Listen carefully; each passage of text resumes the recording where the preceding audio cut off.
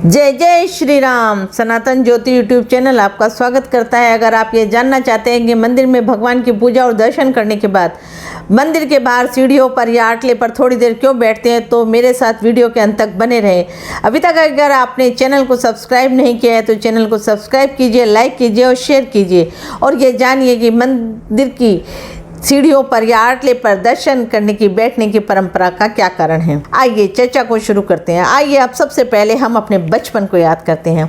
आपको याद होगा कि बचपन में जब हम अपनी दादी या नानी के साथ मंदिर में दर्शन के लिए जाया करते थे, उस समय घर से निकलते समय हमारी दादी या नानी मंदिर में प्रवेश करने के, भगवान के दर्शन करने के, पूजा करने के कुछ आपको निर्देश दिया करती थी। उसमें से एक महत्वपूर्ण निर्देश ये भी होता था कि भगवान की पूजा करने के बाद जब मंदिर से घर के लिए प्रस्थान करें तो मंदिर की सीढ़ियों पर बैठकर भगवान का पुनः स्मरण करना चाहिए। आप सभी जानते हैं कि मंदिर में जब हम प्रवेश करते हैं तो मंदिर की पहली सीढ़ी के पास या मुख्य द्वार के पास हम अपने चप्पल, जूते, मोजे उतार करके मंदिर में प्रवेश से पूर्व अपने हाथ धो करके, सिर झुका करके मंदिर की प्रथम सीढ़ी को प्रणाम करके मंदिर में प्रवेश करते हैं। भगवान की घंटी बजाते हैं, भगवान के मुँह और श्रृंगार को देखते हैं और निस्वार्थ मूल्य पर लोक कल्याण के लिए प्रार्थना करने के साथ साथ भगवान के सामने अपने अंतःकरण को प्रस्तुत करते हैं। लोग विधि विधान से पूजन करके प्रसाद ग्रहण करते हैं, मंदिर से बाहर निकलते हैं और मंदिर के ओटले पर 5 या 10 मिनट के लिए बैठ जाते हैं। लेकिन आज हम मंदिर में दर्शन के बाद जल्दीबाजी में अपनी इस परंपरा को छोड़ते चले जा रहे हैं, भूलते चले जा रहे हैं और हम ये तो बिल्कुल ही भूल गए हैं कि वहाँ बैठने का उद्देश्य क्या है। मंदिर में दर्शन के बाद थोड़ी सी देर के लिए सीढ़ियों पर क्यों बैठा जाता है, हमने इस कारण को जानने की कोशिश भी नहीं की। आइए आज जानते हैं कि मंदिर की सीढ़ियों पर या ओटले पर बैठने की क्या कारण है, क्या इसकी उन्नति है। आप स्वयं भी जानिए और औरों को भी बताइए। यहाँ पर बैठ के एक श्लोक बोला जाता है, जो श्लोक हमारे महाभारत जो हमारा है उसके द्रोण पर्व से लिया गया है। तो वो श्लोक कुछ इस प्रकार है। अनायासेन मरणम बिना दैन्येन जीवनम देहांत तव सानिध्यम देहि मे परमेश्वरम।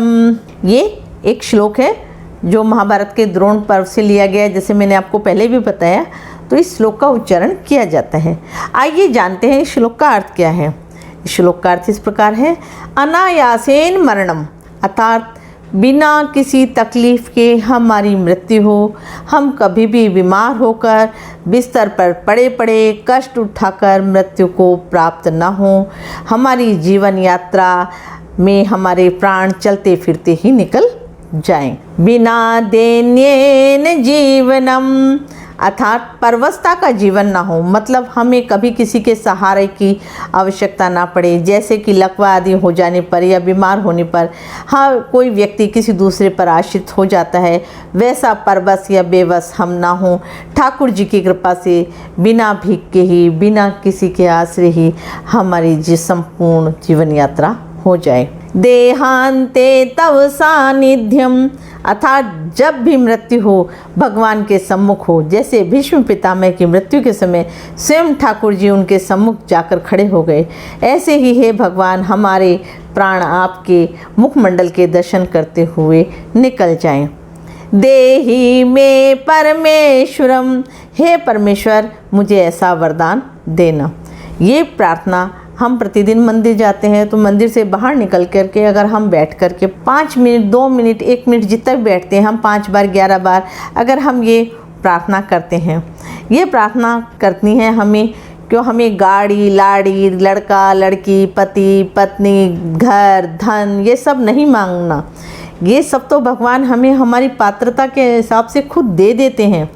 इसलिए भगवान के दर्शन करने के बाद, पूजा प्रार्थना करने के बाद शांति से बाहर 2 मिनट आटले पर या सीढ़ियों पर बैठकर ये प्रार्थना अवश्य करनी चाहिए।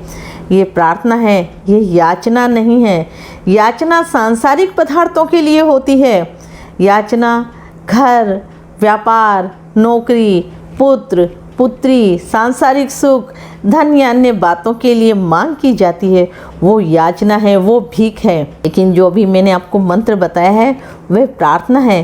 प्रार्थना का विशेष अर्थ होता है, अर्थात विशिष्ट और श्रेष्ठ। अर्थ ना अर्थात निवेदन। ठाकुर जी से ये प्रार्थना करें। प्रार्थना क्या करनी है, ये श्लोक जो मैंने अभी आपको बताया है वो बोलना है। और सबसे एक ज़रूरी बात मैं बताना चाहूँगी, जब हम मंदिर में जाते हैं तो बहुत से लोगों को मैंने देखा है वो अपनी आँख बंद कर लेते हैं। अरे भाई, जब हम मंदिर में दर्शन करने के लिए आए हैं तो खुली आँखों से भगवान को देखिए तो सही, भगवान को निहारिए तो सही, उनका दर्शन कीजिए तो सही। यहाँ हम दर्शन करने आए हैं तो आँख क्यों बंद करें। भगवान के स्वरूप का, उनके श्री चरणों का, उनके मुखारविंद का, उनके श्रृंगार का संपूर्ण आनंद लें। उस संपूर्ण आनंद को अपनी आँखों में भर लें, अपने दिल में भर लें, उस स्वरूप का दर्शन करें। और दर्शन के बाद जब बाहर आकर बैठें अब फिर आप नेत्र बंद कीजिए, अपने उस श्लोक को बोलिए और जो दर्शन किए हैं उस स्वरूप को अपने मन मंदिर में स्थापित कीजिए। और फिर देखिए भगवान आपको की जो जीवन यात्रा है उसकी जब समाप्ति होगी तो वो बहुत ही सुखद होगी, बहुत ही अच्छी होगी और आपको किसी सहारे की, किसी दुख की, किसी तकलीफ़ नहीं होगी।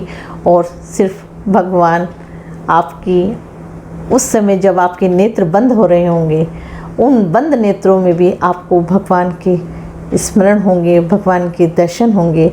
इसी मंगल कामना के साथ सनातन ज्योति यूट्यूब चैनल आपसे विदा लेता है। फिर मिलेंगे एक नए वीडियो के साथ, एक नए प्रश्न के साथ, एक नए उत्तर के साथ। तब तक आप हमारे चैनल को सब्सक्राइब कीजिए, लाइक कीजिए, आगे बढ़ाइए। धन्यवाद।